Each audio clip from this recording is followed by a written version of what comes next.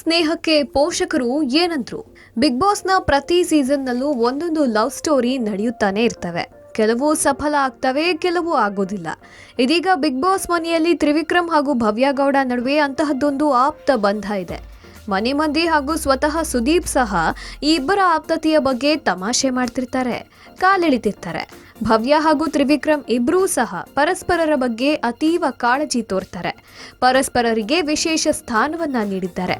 ಇಬ್ಬರು ಪರಸ್ಪರ ಪ್ರೀತಿಯಲ್ಲಿದ್ದಾರೆ ಎಂಬ ಅನುಮಾನ ಮೂಡುವಷ್ಟು ಆಪ್ತವಾಗಿದ್ದಾರೆ.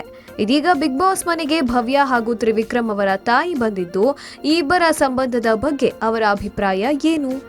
ಮೊದಲಿಗೆ ಭವ್ಯ ಅವರ ತಾಯಿ ಹಾಗೂ ಸಹೋದರಿ ಬಿಗ್ ಬಾಸ್ ಮನೆಗೆ ಬಂದ್ರು. ಭವ್ಯ ಅವರ ತಾಯಿ ಮಗಳೊಟ್ಟಿಗೆ ಮಾತನಾಡುತ್ತಾ, ಚೆನ್ನಾಗಿ ಆಡ್ತಿದ್ದೀಯಾ, ಇನ್ನೂ ಚೆನ್ನಾಗಿ ಆಡು, ಆಟ ಆಡಲು ಯಾವುದಾದ್ರೂ ನಿರ್ಧಾರ ಮಾಡಲು ಬೇರೆಯವರ ಸಹಾಯ ತೆಗೆದುಕೊಳ್ಳೋದು ಕಡಿಮೆ ಮಾಡು ಎಂದು ಸಲಹೆ ನೀಡಿದ್ರು. ಅದಾದ ಬಳಿಕ ತ್ರಿವಿಕ್ರಮ್ ಬಗ್ಗೆ ಮಾತನಾಡುತ್ತಾ, ನನಗೆ ಏನೂ ವಿಶೇಷ ಅನ್ನಿಸ್ಲಿಲ್ಲ, ಇಬ್ಬರೂ ಒಳ್ಳೆಯ ಗೆಳೆಯರಾಗಿದ್ದೀರಾ, ಹಾಗೆಯೇ ಇರಿ, ನನಗೆ ಅದರಲ್ಲೇನೂ ವಿಶೇಷ ಅನಿಸ್ಲಿಲ್ಲ, ನನ್ನ ಮಗಳು ಏನೆಂಬುದು ನನಗೆ ಗೊತ್ತಿದೆ, ಆ ವ್ಯಕ್ತಿ ಏನೆಂಬುದು ಅವರಿಗೆ ಗೊತ್ತಿದೆ ಎಂದರು. ಆ ಬಳಿಕ ತ್ರಿವಿಕ್ರಮ್ ಅವರ ತಾಯಿ ಬಿಗ್ ಬಾಸ್ ಮನೆಗೆ ಬಂದ್ರು. ಭವ್ಯ ಅವರೊಟ್ಟಿಗೆ ಮಾತನಾಡುತ್ತಾ, ನೀನು ನನ್ನ ಮಗ ಚೆನ್ನಾಗಿ ಆಡ್ತಿದ್ದೀರಾ, ನೀವಿಬ್ಬರೂ ಕೃಷ್ಣ ರಾಧೆ ಇದ್ದ ಹಾಗೆ ಇದ್ದೀರಾ ಎಂದ್ರು.